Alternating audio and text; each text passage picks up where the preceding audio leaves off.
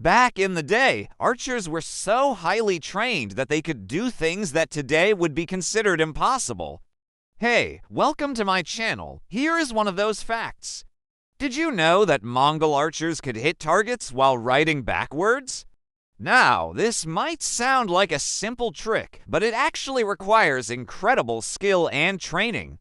The reason why is because when you ride a horse, especially at a gallop, there are only a few ways that you can draw your bow. You can draw it straight ahead facing the direction that you are going, or you can draw it off to one side, either on your right or your left. And then there is also the trick of being able to shoot the bow behind you while facing backwards. To our modern sensibilities, this last option seems completely insane. How could anyone hit anything while looking backwards over their shoulder?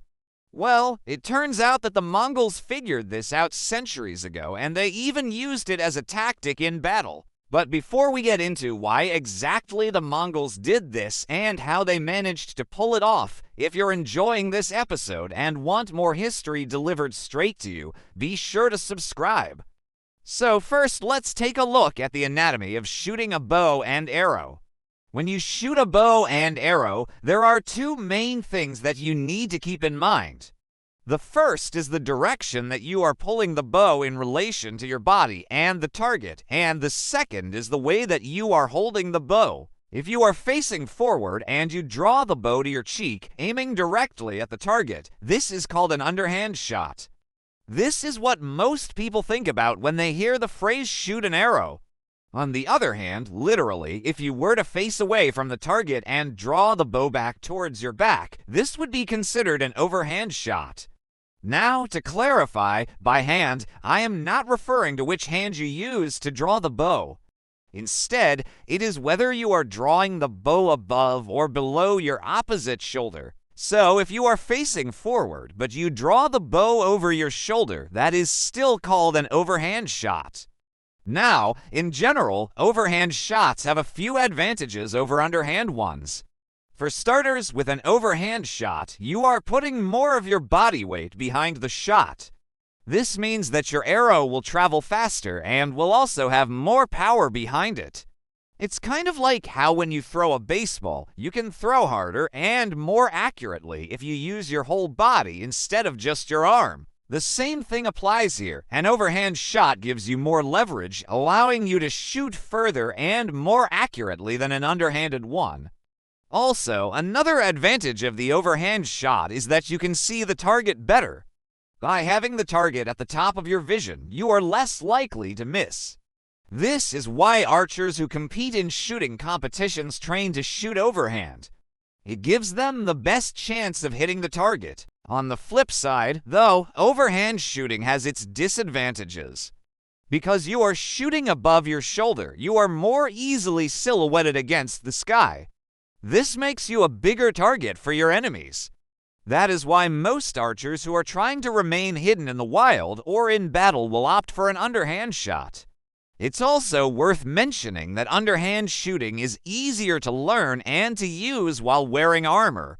That's why medieval knights who were wearing heavy armor would shoot their bows underhanded. It just made it easier for them. In fact, knights who were trained in the art of archery would typically wear special gauntlets that had a leather strap attached to them.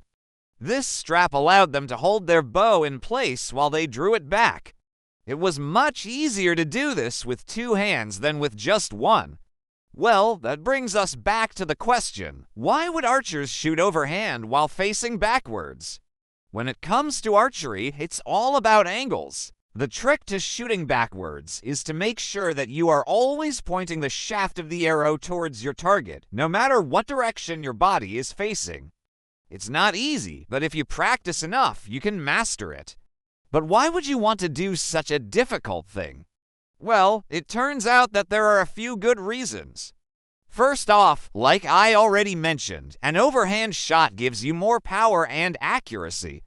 So if you are shooting at a target that is some distance away, it is better to use an overhand shot rather than an underhand one. This is why many long-range archers today train to shoot overhand.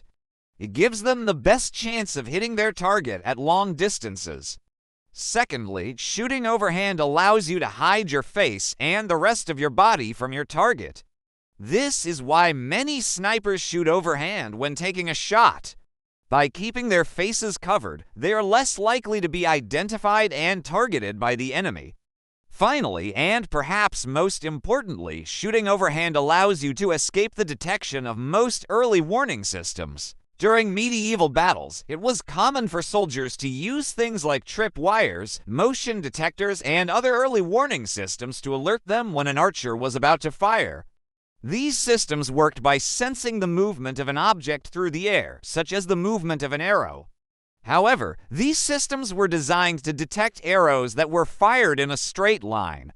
If an archer could fire an arrow in a curved trajectory, then he could potentially sneak up on his target without setting off any alarms. This is why many Mongol archers would shoot backwards while riding on horseback. Not only did this make it more difficult for their target to hit them, but it also made it harder to detect them. This brings me to another advantage of shooting while riding backwards. One of the biggest challenges of archery is staying still enough to hit your target. Even the slightest movement can cause an arrow to miss its mark. That is why most archers take great pains to set up on a stable platform like a shooting stick or a tree stump. However, if you are in the middle of a battle, staying still is not an option. In fact, sometimes you need to move around in order to avoid getting hit yourself. This is where horseback archery comes in. Being on a horse gives you a mobile platform from which to shoot. And when you shoot backwards, the horse's movement actually helps you stabilize your shot. The horse's movement helps to counteract the recoil of the bow and the arrow, making it easier to stay on target. This is why Mongol archers were often able to hit their targets even when they were moving at full gallop. It is also worth noting that shooting while riding backwards is not the same thing as shooting while standing on the ground. There are a number of unique challenges associated with horseback archery, and those who practice it must develop a whole new set of skills. This is why not every archer is a good rider, and not every horse is good for archery. It takes a lot of practice to learn how to shoot well from a moving target, but once you have mastered it, it is an extremely useful skill. The Mongols were masters of horseback archery, and they used every advantage they could get. Shooting backwards while riding was one of their specialties. They were able to do this because they had mastered the other three basic methods of shooting. They knew how to shoot while standing still on the ground, how to shoot while standing on a horse facing forwards, and how to shoot while mounted on a horse facing sideways. By learning these four basic methods, the Mongols were able to develop their own style of archery that was unlike anything the world had ever seen before. They were able to shoot backwards because they knew how to shoot forwards, to the side, and while standing still. Today, very few people can shoot an arrow backwards while on a galloping horse. It's an incredibly difficult feat that requires years of training and practice. But it is possible. If you practice enough, you too could master this skill. Just don't expect it to be easy. So the next time you're watching an archery competition or a historical reenactment, pay attention to the way that the archers are shooting. You might be surprised at the different ways that they can shoot an arrow. Thank you for watching. If you enjoyed this video and want more history delivered straight to you, be sure to subscribe.